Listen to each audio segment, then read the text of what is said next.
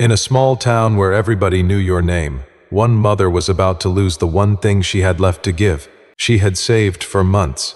Today she'd have to give it all back. Please, just cancel the order. I can't afford it right now. He wasn't supposed to hear it, but he did, and it changed everything. What he decided to do in the next 10 seconds would bring an entire town to tears. The bell above the door of Turner's Hearth Bakery jingled at exactly 4:47 in the afternoon, and Jake Turner would remember that number for the rest of his life. He was elbow deep in a bowl of buttercream, piping the last rosette onto a wedding cake due out that Saturday, when he heard a voice at the front counter start to shake. It wasn't loud. It wasn't dramatic. It was the kind of quiet, trembling voice that only comes from someone trying very hard not to fall apart in public. Jake set down his piping bag without thinking and stepped toward the little pass-through window that separated his kitchen from the front of the shop. Turner's Hearth sat on the corner of 5th and Chestnut, in a building that had been a hardware store, then nothing at all for 6 years, before Jake and his wife gutted it down to brick and rebuilt it into something warm. Exposed beams, mismatched vintage chairs, a chalkboard menu that still had his late wife's handwriting ghosted underneath his own updates because he'd never had the heart to erase it. On slow afternoons, the whole shop smelled like caramelizing sugar and fresh bread, the kind of smell that made strangers stop on the sidewalk just to breathe it in. Through the glass of the pass-through, he saw her. A woman in her early 30s, chestnut hair pulled back in a loose ponytail, still wearing the pale blue polo shirt from whatever job she'd rushed over from. She had one hand pressed flat against the display case, right beside a half-finished cake, with a name piped in careful pink cursive across the top, Zoe. The other hand held a phone so tightly her knuckles had gone white. Maggie, who'd worked the counter for 11 years and had seen every kind of customer this town could produce, was watching the woman with the particular stillness of someone who didn't know what to say. "I'm so sorry," the woman said, and her voice cracked right down the middle of the sentence. "I know I already paid the deposit, I need to cancel it, all of it, the whole order." Maggie glanced down at the ticket, then back up. "Are you sure, hon? It's already half done. We could hold it for a few days, work something out on the balance." "No." The word came out sharper than the woman meant it to, and she flinched at her own tone. "No, thank you. I can't. Please. Can I just get the deposit back?" If you're the kind of person who still believes small towns hide big hearts, if you need a reminder today that good people are out there, quietly doing the right thing when nobody's watching, stay with me. Hit that subscribe button, tap the like, because I promise you, by the time this story ends, you are going to believe in strangers again. This is the story of a single dad, a canceled birthday cake, and the 10 seconds that changed two families forever. And the way it ends, you will not see coming. Jake didn't move. He stood at the pass-through window with a piping bag still in his hand, watching a woman he'd never met try to hold herself together over a birthday cake. Maggie processed the refund in silence, her lips pressed into a thin line, the way they always got when something bothered her that she couldn't fix. The woman signed the little receipt with a shaking hand, mumbled a thank you that didn't sound like she meant it. Not because she wasn't grateful, but because there was nothing left in her to put behind the words, and turned for the door. The bell jingled again as she left, and this time it sounded different to Jake, heavier, somehow. He watched her walk past the front window, head down, arms wrapped around herself against the October chill, and something in his chest tightened in a way he recognized but hadn't felt in a long time. He looked down at the cake still sitting in the display case. Half the piping was done. Pink and white buttercream. A little sugar butterfly resting on the top tier waiting for a 6-year-old girl named Zoe who, as of 90 seconds ago, wasn't getting a birthday cake. Jake Turner was 36 years old, and for 2 of those years, he had been doing something he never imagined having to do, raising a daughter by himself. Turner's Hearth Bakery had been his and his wife Sarah's dream, scraped together from 2 years of savings, a small business loan, and more nights than either of them could count spent painting walls and building shelves after their day jobs ended. They opened the doors in the spring their daughter Emma turned 4. 18 months later, Sarah found a lump she almost didn't mention because she didn't want to worry anyone. 14 months after that, Jake was a widower. Sarah used to say the bakery smelled like their whole relationship. Cinnamon from their first apartment, vanilla from the wedding cake they'd practiced 11 times before the real one. In the year after she passed, there were mornings Jake cried into bread dough because kneading gave his hands something to do while his mind fell apart. He never once considered walking away from the ovens. They were the last conversation he still got to have with her. He kept the bakery open because closing it felt like losing her twice. Every recipe on the menu was one they'd developed together, scribbled in a notebook still kept in the drawer beneath the register. Emma, now 7, had her mother's hazel eyes and her father's stubborn chin, and spent most afternoons doing homework at the little table in the back room, while Jake worked the ovens. The two of them had built a life out of routine and small kindnesses, pancake Saturdays, a nightly ritual of naming one good thing that happened before lights out. The town of Maple Hollow had wrapped around them after Sarah passed, the way small towns sometimes still do. Neighbors brought meals for months. The hardware store owner fixed Jake's porch step for free and wouldn't hear otherwise. Mrs. Alvarez, Emma's kindergarten teacher, quietly made sure Emma had a ride whenever Jake got stuck at the shop. Jake never forgot how an entire community had simply shown up, without being asked, and carried him through the worst year of his life. So when he watched a stranger walk out of his bakery with her arms wrapped around herself, canceling a 6-year-old's birthday cake because, he could only guess, she didn't have the money to cover it, that old feeling stirred. He knew what it was like to have people show up when the ground fell out from under you. He also knew, better than almost anyone, what it was like to be too proud, too raw, too exhausted to ask for that help, even when you needed it most. He'd been that person once. He recognized her the second he saw her face. Her name was Claire Bennett, though Jake didn't know that yet. Only what was written on the order slip pinned to the corkboard weeks ago. Bennett, Zoe, turning 6, princess theme, pink and white. Claire had walked into Turner's Hearth in September with a promise to herself that this year Zoe would have a real party, not a box mix cake from the discount store. Not a, we'll do something special next year, baby. A real cake from a real bakery, with her daughter's name written on it in pretty icing, the way the other kids at school always seemed to have. Mark had been gone 3 years by then, long enough that Zoe barely remembered him beyond a photograph kept in a drawer more out of habit than sentiment. He'd left a note, not even a real conversation, saying he wasn't built for this kind of life. Claire didn't waste much time being angry anymore. Anger was a luxury that required energy she didn't have to spare. Not with a daughter who needed her fully present, tired or not. Claire worked 2 jobs and had for 3 years. Mornings she cleaned rooms at the Cedar Motor Inn off the highway, stripping sheets and scrubbing bathtubs for guests who never looked at her twice. Evenings, most nights, she waited tables at the Blue Plate diner until close. She was good at both jobs.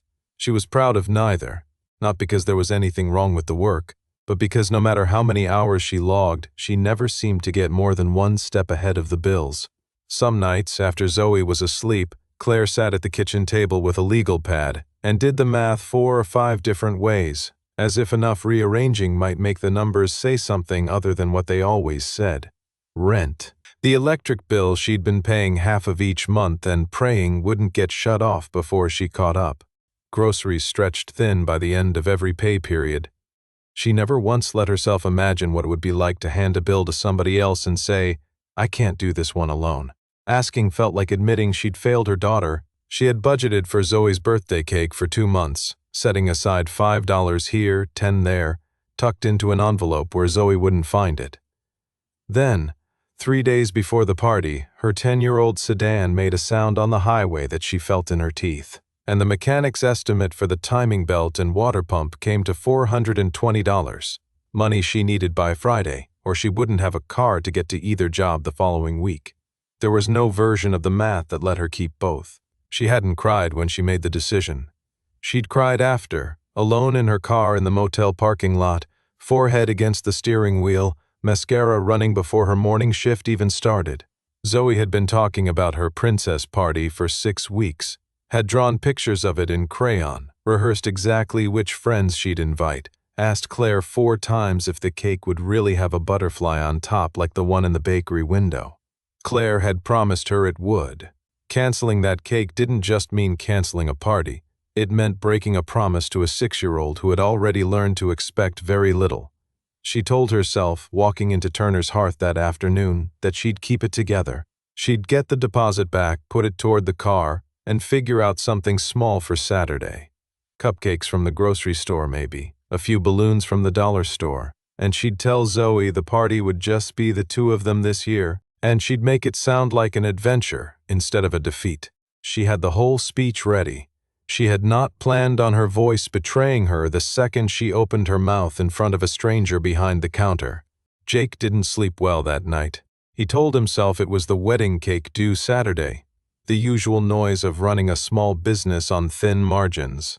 But every time he closed his eyes, he saw the same thing, a half-finished cake with a little girl's name on it, and a mother's hands shaking as she signed a refund slip.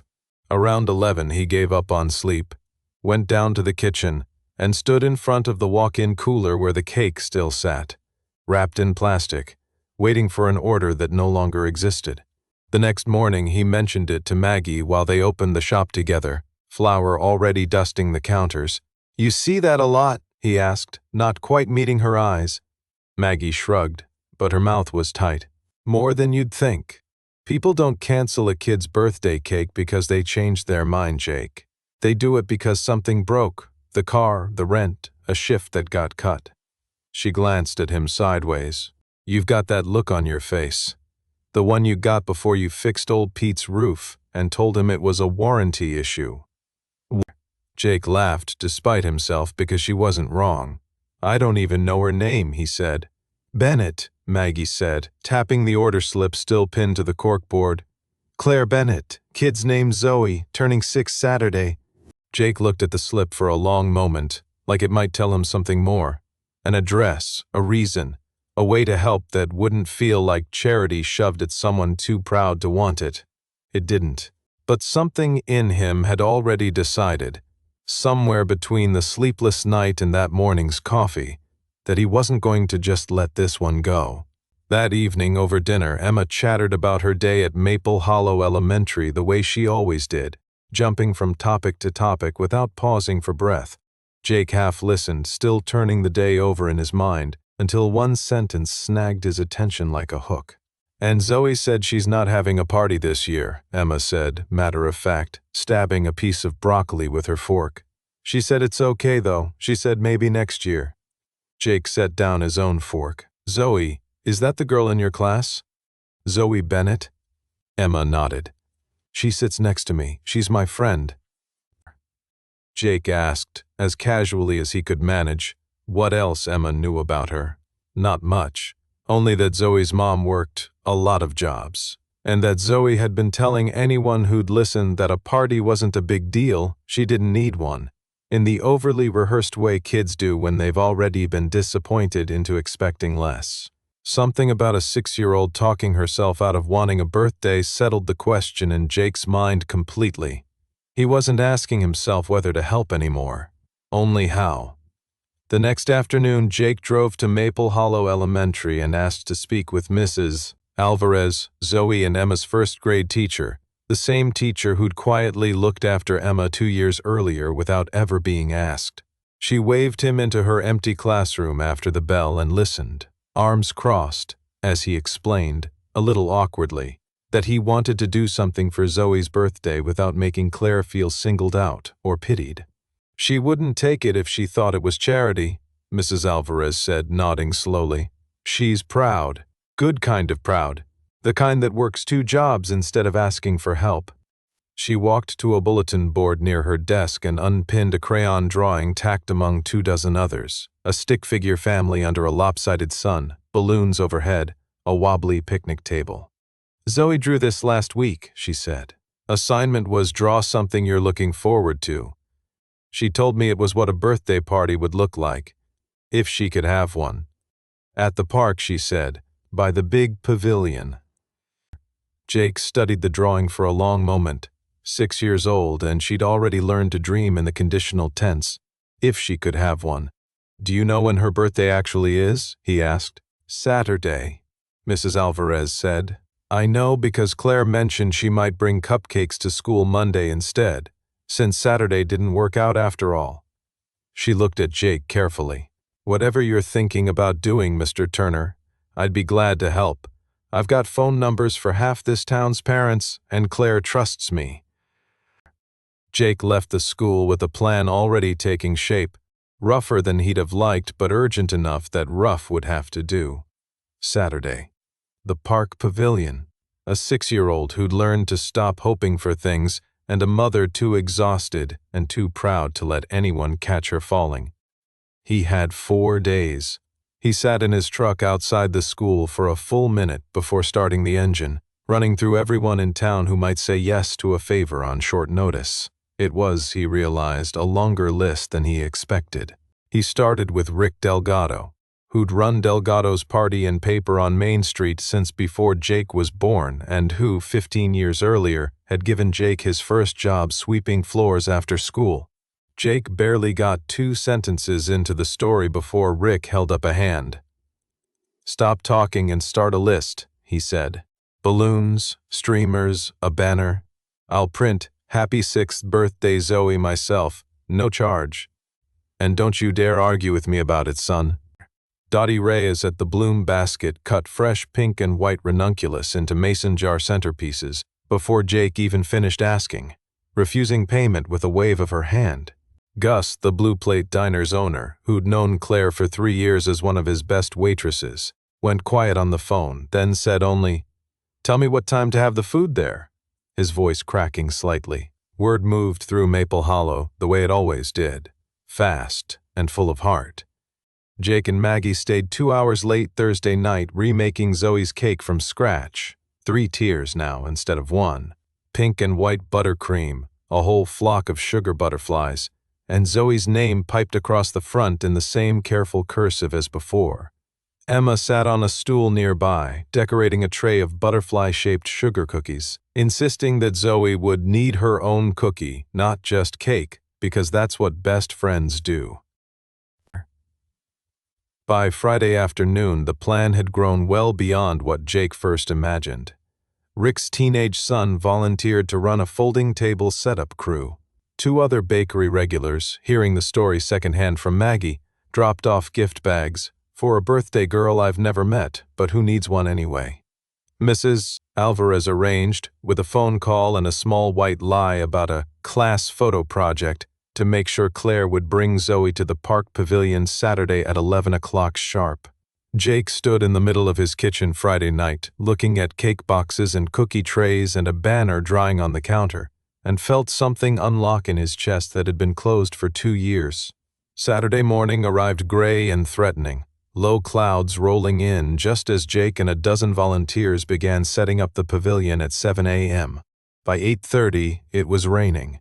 A hard, determined October rain that sent streamers dripping and threatened the banner. "We move everything under the roof," Jake called out, already hauling a folding table toward the covered center. Within 20 minutes, the wide open-air plan had folded itself into a tighter, cozier huddle beneath the pavilion roof. Tables jammed close, balloons bouncing against the rafters. Across town, Claire woke to the same rain drumming against her bedroom window, and felt something in her chest sink lower than she thought it could go. She'd promised Zoe cupcakes and a small gathering at the park, nothing fancy, she'd told her, just the 2 of them, and maybe Mrs. Alvarez's daughter from down the street. Rain meant no park. Rain meant explaining again why today wasn't going to be what Zoe hoped for. She sat on the edge of the bed with her phone in her hand, thumb hovering over Mrs. Alvarez's number, already composing the apology in her head. "I'm so sorry, we're going to have to cancel." The phone rang before she could dial. Mrs. Alvarez's voice came through warm and unhurried, insisting the photo project absolutely still needed to happen, rain or shine. There was a covered pavilion after all, and the kids had been looking forward to it all week. Claire wanted to argue. She was tired in the particular way that comes from carrying something alone for years, and some stubborn, worn-down part of her wanted to simply stay in bed with her daughter and let the day be small and quiet and disappointing. because at least then the disappointment would be hers to control. But Zoe was already awake down the hall, asking if it was time yet. Claire found her daughter sitting cross-legged on her bedroom floor, still in pajamas, carefully taping a hand-drawn birthday banner, "Happy Birthday Me," 6-year-old spelling and all, to the wall above a shoebox she decorated as a present box for herself. "I made my own party stuff," Zoe announced proudly, in case the real one was too little. Something in Claire's chest cracked clean open. She knelt down, pulled her daughter into a hug so her own eyes wouldn't give her away, and said, in the steadiest voice she could manage, "Get dressed, baby. We've got somewhere to be at 11. By 10:45, the rain had thinned to a fine mist, then stopped altogether, sunlight breaking through the cloud cover in long gold bars across the park's wet grass. Jake stood at the edge of the pavilion, wiping his palms on his apron, watching the road that led in from Elm Street. Behind him, 36 people, bakery regulars, diner staff, half of Emma's class and their parents, Rick, Dottie, Gus, Mrs. Alvarez, went quiet all at once as a sedan turned into the small parking lot. Emma slipped her hand into her father's. "Are you nervous, Daddy?" she whispered. "A little," Jake admitted. "Good nervous, though." Zoe saw the balloons first, bobbing above the pavilion roofline from 50 yards away, and broke into a run before Claire could even get the car door shut behind her. Claire called after her, half a step behind, and then stopped walking altogether as the whole scene came into focus, the banner with her daughter's name in foot-tall letters, the crowd of familiar and half-familiar faces, the folding tables draped in pink and white, and in the center of it all, on a stand surrounded by mason jars of flowers, a cake with 3 tiers and a flock of sugar butterflies, and Zoe's name written across the front. "Surprise!" The word went up from 30 throats at once, ragged and joyful and a little off-tempo, the way surprises shouted by amateurs always are. Zoe shrieked with the particular delight of a child whose wildest hope had just walked past the edge of what she thought was possible and ran straight for the cake table, already asking if the butterflies were real sugar. Claire stood frozen at the edge of the pavilion, one hand pressed over her mouth, turning in a slow half-circle to take in the banner, the flowers, the food, the crowd of people who had somehow all found out about her daughter's birthday and shown up anyway. The pavilion smelled like wet grass and buttercream and Gus's famous barbecue sliders warming in a chafing dish, and somewhere a Bluetooth speaker was playing a 6-year-old's birthday playlist on a loop, tinny and off-key and absolutely perfect. Kids Zoe barely knew from school were suddenly her best friends for the afternoon, chasing each other around the pavilion's support beams, while parents traded the particular relieved small talk of adults watching their children have a genuinely good time. Claire started and had to stop and try again. Did somebody do all of this? Jake stepped forward from where he'd been hanging back near the coffee urn, wiping his hands one more time on his apron out of pure nervous habit. "A lot of somebodies, actually," he said. "Turns out this town's got more heart than sense sometimes." Claire searched his face, recognition dawning slowly, the bakery, the counter, the cake she'd canceled 3 days ago. "You're the one from Turner's Hearth," she said quietly. "You heard me. The other day. You heard the whole thing." "I did," Jake said, and didn't try to pretend otherwise. "I wasn't trying to eavesdrop, I couldn't stop thinking about it after. My daughter Emma's in Zoe's class. Once I found out whose birthday it was, I figured..." He shrugged, suddenly a little embarrassed by how much effort had gone into something he was now downplaying to a single sentence. "I figured a kid who draws pictures of the party she wishes she could have ought to get to have it." Claire's eyes filled before he even finished the sentence, and this time she didn't try to blink the tears away. Emma and Zoe found each other in the chaos of balloons and cake and found, in about 4 seconds flat, that they were exactly the kind of friends who hug like they haven't seen each other in years even though they sit next to each other in class every day. Claire watched her daughter laughing, really laughing, unguarded, the way Claire hadn't heard in longer than she wanted to admit, and turned back to Jake with an expression that held gratitude and disbelief and something raw underneath both. "Thank you," she said. I don't know how to thank you enough for this." Later that afternoon, as the crowd began to thin and folding tables came down, Emma tugged her father's sleeve and whispered, with the total seriousness only a 7-year-old can summon, "Daddy, I think Mommy would have liked this." Jake knelt down to her level, throat suddenly tight. "She would have loved it, Bug," he said. "She'd have made the cake even bigger, though. You know how she was about frosting." Emma grinned, satisfied, and ran back to find Zoe, leaving Jake a moment to blink hard against the sting in his eyes before anyone noticed. For a few minutes, Claire simply let herself stand in it.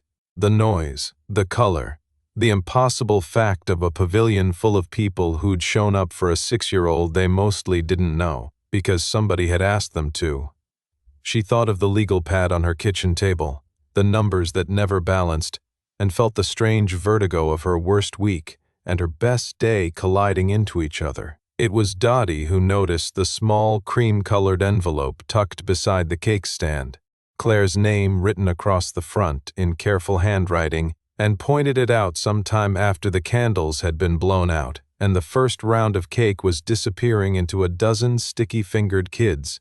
Claire opened it, standing near the pavilion's edge, half expecting a card. What she found instead was a receipt. The Maple Hollow Electric Cooperative, account paid in full, a balance that had been sitting on her kitchen counter under a magnet for 6 weeks. The one bill she'd been most afraid of. The one final notice she hadn't told anyone about. Her hands began to shake in a way that had nothing to do with the October chill. She looked up and found Jake watching her from a few feet away, and the look on his face, a little sheepish, a little afraid he'd overstepped, told her everything the receipt hadn't. "How?" she started and couldn't finish the question. "I know somebody at the co-op," Jake said quietly, stepping closer so the words stayed between them. "I asked around. I hope I didn't cross a line. I just couldn't stand the thought of you fixing a car or feeding your kid and still drowning underneath it." Mrs. Alvarez, standing close enough to catch the tail end of the conversation, put a gentle hand on Claire's shoulder. "Honey, this isn't the first time," she said, and Claire turned, not understanding. Jake's been doing this, quietly, anonymously, for almost 2 years now, ever since he lost his wife. Nobody was even supposed to know it was him half the time. Rick only found out because he does the printing for the Community Assistance Fund at the church. Claire looked back at Jake, who suddenly seemed to find the pavilion's rafters extremely interesting. "It's not a big thing," Jake said a little too quickly. "People helped me and Emma when we needed it most. Seemed only right to pass it forward when I could." Claire wiped her face with the back of her hand, laughing and crying at the same time in the way people do when a day has simply asked too much of their heart in too short a window. "A cake I could understand," she said. She shook her head, unable to finish, and instead did the only thing that felt big enough. She hugged him hard, right there in front of half the town. 6 weeks later, Turner's Hearth Bakery had a new regular Tuesday and Thursday employee, Claire Bennett, trading her diner shifts for afternoons behind the counter, where the hours lined up better with Zoe's school day, and where, Jake liked to joke, at least the tips came in frosting samples. Emma and Zoe had become the kind of inseparable that only happens between 7-year-olds and best friends, doing homework at the same backroom table where Emma had done hers alone for 2 years, arguing happily over whose turn it was to lick the spatula. Some afternoons, Jake looked up from the ovens to catch Claire watching the girls with an expression he recognized, because he wore it himself. Quiet, grateful disbelief that things could still turn out this soft. What started as one cake had rippled further than Jake ever intended. Rick, Dottie, and Gus, moved by how far a little coordinated kindness had gone, started what they now called the Hearth Fund, a coffee can behind the register at 4 Main Street businesses, spare change collected quietly each month, and handed, no questions asked, to whichever family needed it most that season. Nobody took credit. It simply existed now. The way the bakery existed, the way the bell above the door existed, a small, steady fact of life in a town that had decided, almost by accident, to look out for its own. By spring, the Hearth Fund had quietly helped cover a furnace repair for an elderly widower, a month of daycare for a nurse working doubles at the county hospital, and new winter boots for 3 kids whose growth spurts had outpaced their family's budget.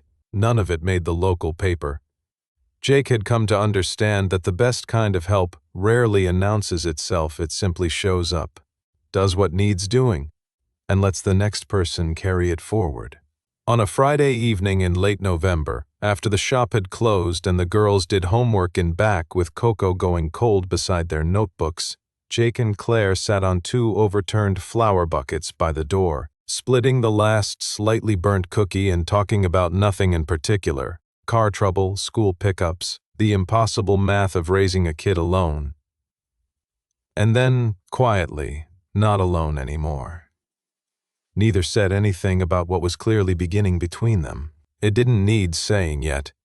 It simply sat there, comfortable and unhurried, the way good things do once they've survived the hardest part.